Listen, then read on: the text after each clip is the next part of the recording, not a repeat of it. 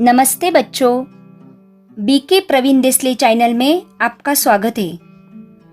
इस चैनल पर 5वीं कक्षा से 10वीं कक्षा तक मैथमेटिक्स सहित और सब्जेक्ट के वीडियो अपलोड कर रहे हैं, तो बच्चों चैनल को ज़रूर सब्सक्राइब करो।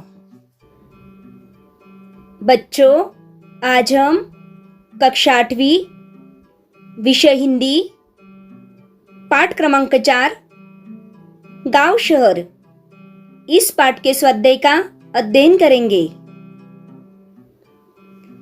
सूचना के अनुसार कृतियां करो। प्रश्न 1, तुलना करो। गांव शहर। 1, गांव खाली होता जा रहा है। 1, शहर में भीड़ बढ़ रही है। 2, गांव की जिंदगी में भागम भाग नहीं है।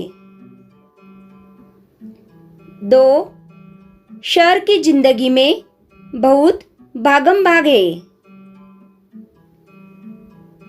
3, गांव का शहरीकरण होने लगा है।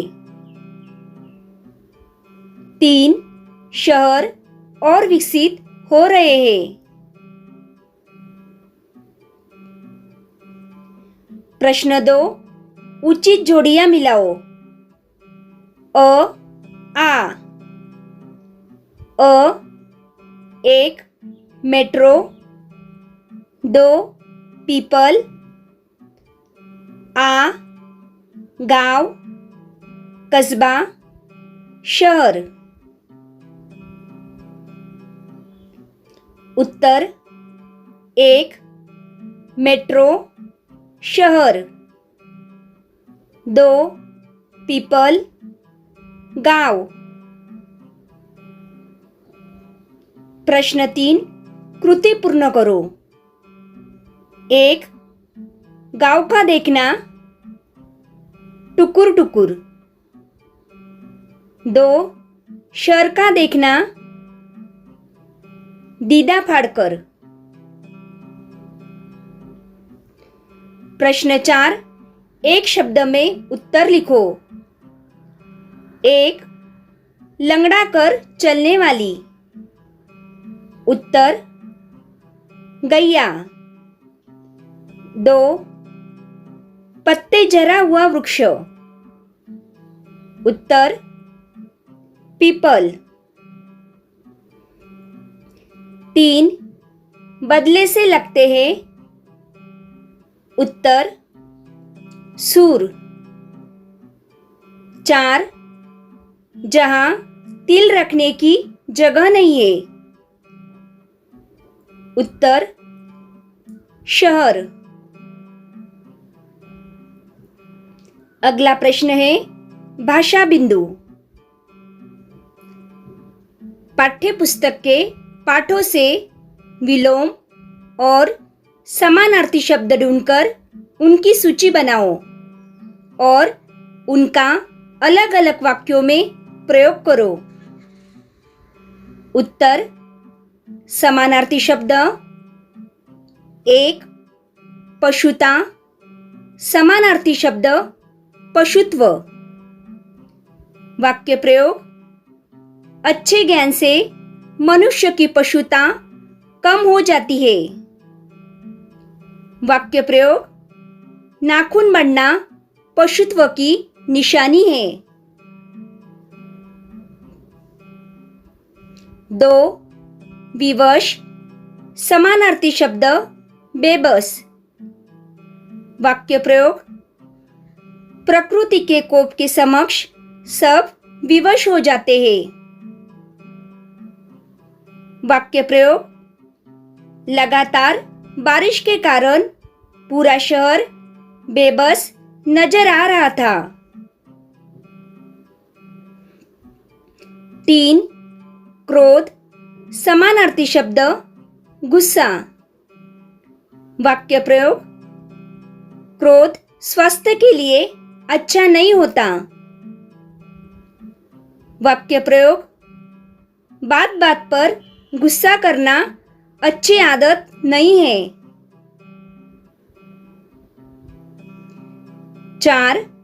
जवान समानार्थी शब्द युवा।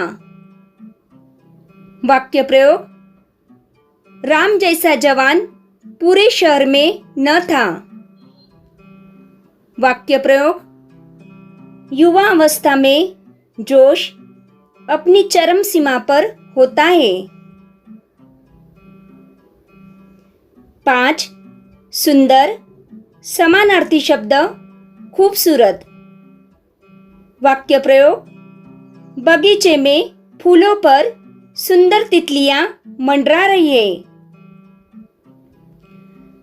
वाक्य प्रयोग: पूर्णिमा के चांद की रोशनी में ताजमहल बहुत खूबसूरत दिखता है। विलोम शब्द: 1. गांव। विलोम शब्द शहर।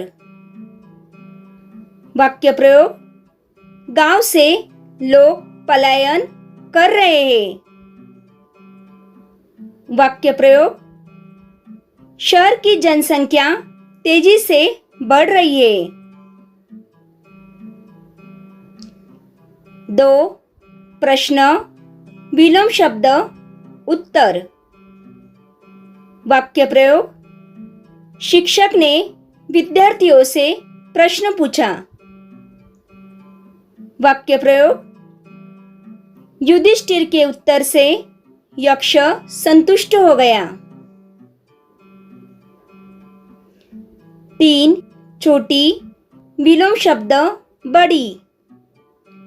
वाक्य प्रयोग: यश की छोटी लड़की बहुत समझदार है।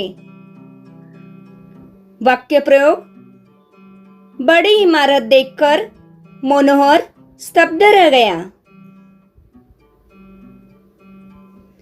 4. सुख विलोम शब्द दुख। वाक्य प्रयोग: सुख बांटने से बढ़ता है। वाक्य प्रयोग: दुख बांटने से घटता है। 5. पहले विलोम शब्द बाद। वाक्य प्रयोग: स्वतंत्रता के पहले हिंदुस्तानी नागरिकों पर ब्रिटिश सरकार बहुत जुल्म करती थी। वाक्य प्रयोग: सत्ता मिलने के बाद राजनीतिक पार्टियों का असली चेहरा सामने आ जाता है। अगला प्रश्न है उपयोजित लेखन। वृक्ष और पंछी के बीच का संवाद लिखो। उत्तर: पंछी: बरगद दादा, आज ऐसे उदास क्यों दिख रहे हो? बरगद: नहीं, बस ऐसे ही। पंछी: दादा, मैं बरसों से आपकी डालियों में ही घर बनाकर रहता हूँ। मैंने कभी आपको इतना चुप, ऐसा उदास नहीं देखा। कोई तो बात है जो आपको परेशान कर रही है। बरगद: हाँ बेटा, बात तो है।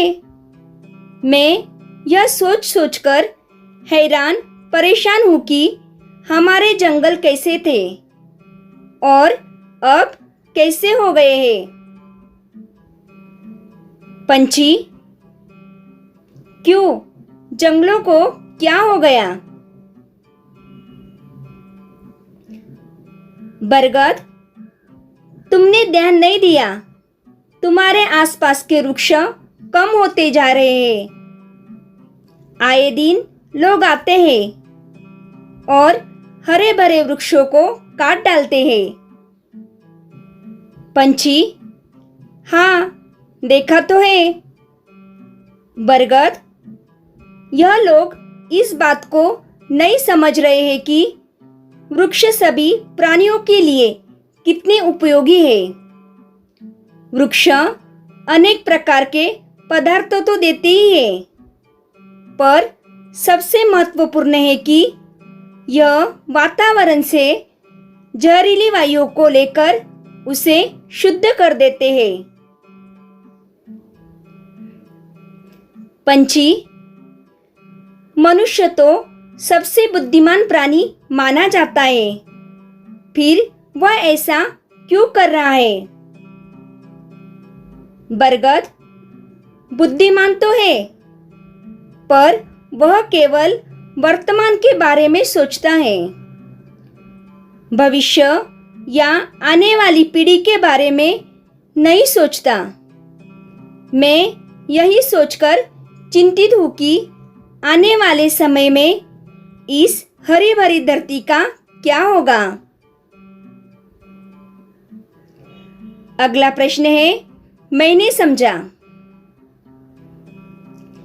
उत्तर, शहरों में बढ़ती भीड़ के कारण लोगों को मूलभूत सुविधाएं नहीं मिल पा रही है।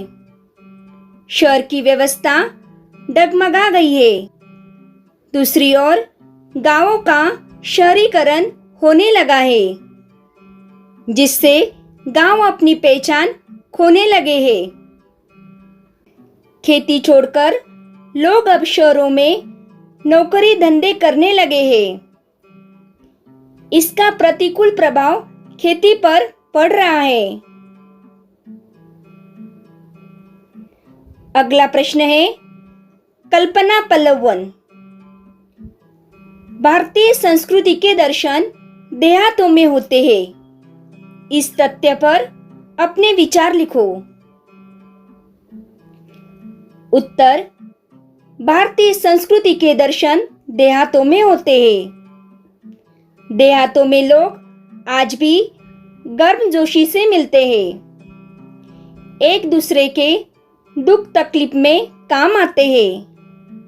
नगरों में बहुत से लोग पड़ोसी तक को नहीं पहचानते। दोस्तों, रिश्तेदारों के लिए उनके पास समय ही नहीं होता।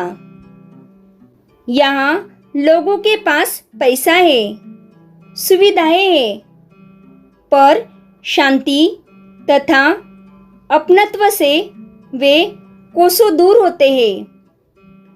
जबकि देहातों में लोगों का जीवन भागदौड़ से दूर, प्रकृति के करीब, अपनेपन से भरा पूरा होता है।